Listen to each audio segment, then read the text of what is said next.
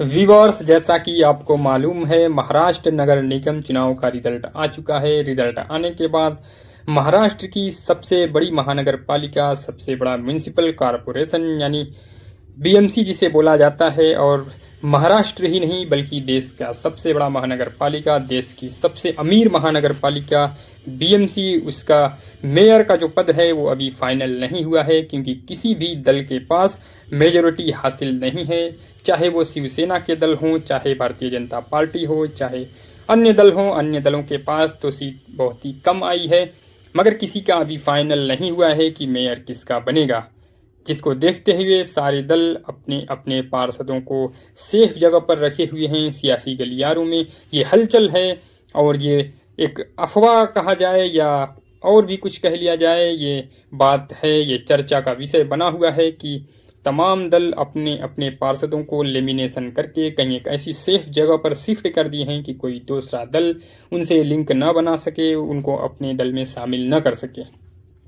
क्योंकि बीएमसी देश की सबसे अमीर महानगर पालिका है, जिसके लिए सारे दल ये चाहते हैं कि मेयर हमारे ही दल से बन जाए। जिनकी सीट ज़्यादा आई है वो तो चाहते ही हैं, उनका चाहना एक तरह से जायज़ भी है, मगर जिनकी सीट कम आई है, जो 2-3 सीट लेकर आज बीएमसी में अपना प्रतिनिधित्व दर्ज करा रहे हैं, वो भी ये चाहते हैं कि हमारा मेयर बन जाए। जिनकी सीट नहीं आई है उनके दिल में भी खूब लड्डू फूट रहा होगा, मगर वो बेचारे बोल भी नहीं सकते हैं।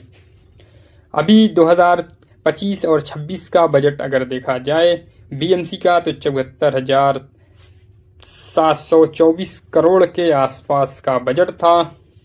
इसी वजह से एक मारामारी लगी हुई है, और हैदराबाद से सांसद बैरिस्टर असदुद्दीन ओवैसी की पार्टी AIMIM भी वहां पर 8 सीट जीतकर बीएमसी में मजबूत दावेदारी पेश कर चुकी है।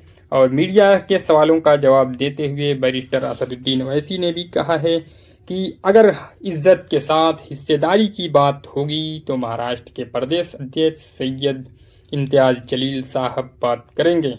दूसरी तरफ इसी चुनाव में जो रिजल्ट आए हैं उसमें भी एक चौंकाने वाला रिजल्ट देखने को मिल रहा है कि एक पुराना और सियासी वर्चस्व अबू आसिम आज़मी का जो मानखुर्द शिवाजी नगर गोवंडी में था वो ढहता हुआ दिखाई दे रहा है। उनका वर्चस्व, उनका किला टूटता हुआ दिखाई दे रहा है। इससे पहले उनका महाराष्ट्र के अंदर गोवंडी मानखुर्द शिवाजी नगर में क्या वर्चस्व था। पिछले चुनाव में भी AIMIM ने जी जान लगा दिया था चुनाव लड़ने के लिए, उसके बावजूद अबू आसिम आज़मी ने 54,000 वोट पाकर एक शानदार कामयाबी हासिल की थी। हालांकि AIMIM के प्रदेश सचिव अतीक अहमद खान ने भी 42,000 वोट लाकर एक चौंकाने वाला रिजल्ट दिया था।